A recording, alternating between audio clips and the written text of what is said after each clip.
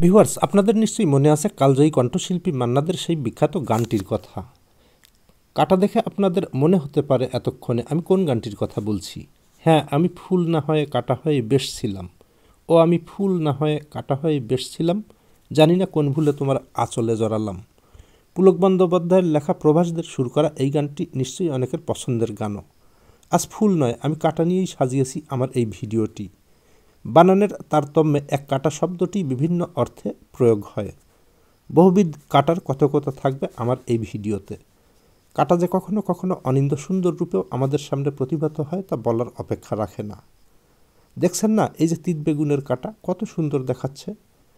আমার বা আমাদের সামনে, পাশে বা পেছনে যে বা যারা রয়েছেন তারা ফুল না কাটা তা কিন্তু আমরা অনেক সময় বুঝতে পারি না। কাটা শব্দটির প্রতি দুর্বলতা থেকে কিন্তু আমি আমার একটা বইয়ের নাম দিয়েছি বন বেগুনের কাটা। কাটা দিয়ে কাটা তোলার কথা আপনারা নিশ্চয়ই শুনেছেন। আবার কাটা ঘায়ে নুনের ছিটা দিয়েছেন অনেককেই। আবার নিজেও হয়তো সয়েছেন কাটা ঘায়ে নুনের ছিটার যন্ত্রণা। প্রিয়জন যদি কাটা ঘায়ে নুনের ছিটা দেয় তার যে বেদনা তা অনেক সময়ই প্রকাশ করতে পারেন না অনেকে, লোকলজ্জার ভয়ে। এই যে দেখছেন বন বেগুন বা তিত বেগুন, এরও কি বড় বড় কাটা।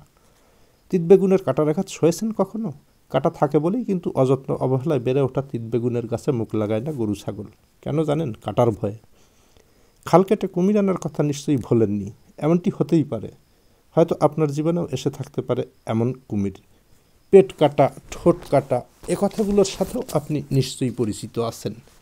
জীবনে কখনো ঠোঁট কাটা মানুষের পাল্লায় পড়েছেন? ঠোঁট কাটা বাগধারাটি স্পষ্টভাষী যেমন বোঝায় তেমনি বেহায়াও বোঝায়। পেট কাটা বা বেহায়া মানুষের পাল্লায় পড়ে কিন্তু আপনার আশেপাশের অনেকেরই জীবনই ঝালাপালা হচ্ছে, সে হোক পুরুষ বা মহিলা।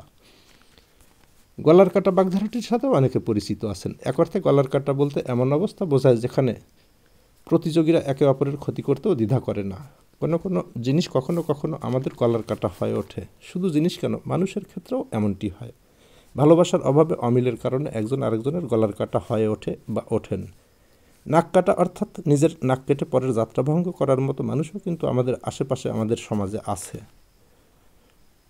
যখন আপনি বাজারে যান তখন গলার কাটা শব্দটি আপনার মনে পড়তে পারে। শীত কাটার শিকার হয়েছেন কখনো? গ্রামে এই শব্দটি বেশ প্রচলিত। চোরেরা কারো বাড়ির মাটি বা দেয়াল খুঁড়ে ঘরে প্রবেশ করে শীত কেটে জিনিসপত্র চুরি করে নেন।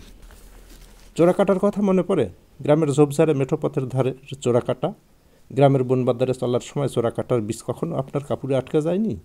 চোরা কাটার মতো কে যে কখন কোথায় আটকে যায় কে বলতে পারে। ধন্যবাদ সবাইকে।